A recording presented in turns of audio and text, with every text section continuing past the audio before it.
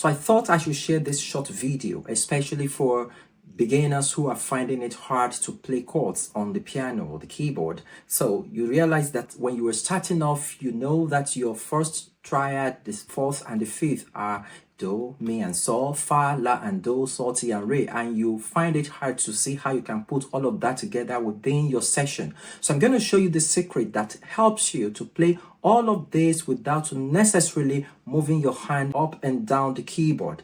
So let's go now. So I assume that you've been told that your do chord is a do, mi, sol. That is harmonic key F. Your fa chord is fa, la, do. And your sol chord is sol, ti, re. So it might become a bit difficult for you if you have to play, especially for African praise that is kind of fast tempo, and you have to travel from this to this and to this. So there is a way you can do it, and you practically stay within one octave to play these three chords and even every chord within the key.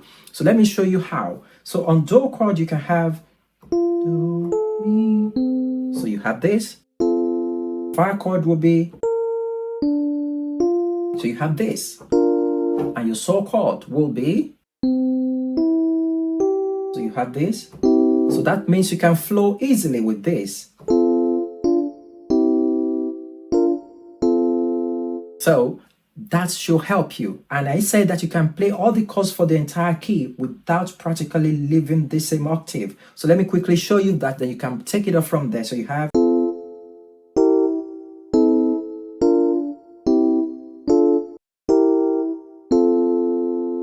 so I hope that helps you. So go ahead now and rehearse. See you in the next video.